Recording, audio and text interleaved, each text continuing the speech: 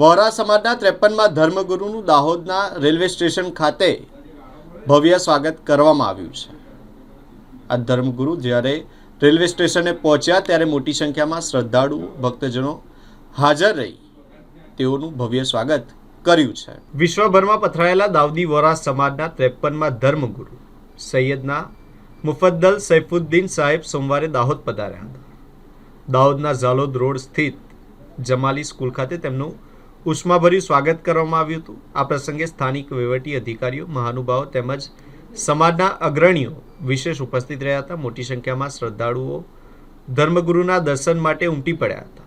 પ્રવાસ દરમિયાન સૈયદના સાહેબે ફતેપુરા, સંજલી, દેવગઢ બારિયા, અલીરાજપુર અને છોટાઉદેપુર જેવા વિસ્તારોની મુલાકાત લીધી હતી। ફતેપુરા સ્થિત ફખરી મસ્જિદ ખાતે તેમણે વિશેષ પ્રવચન પણ આપ્યું હતું।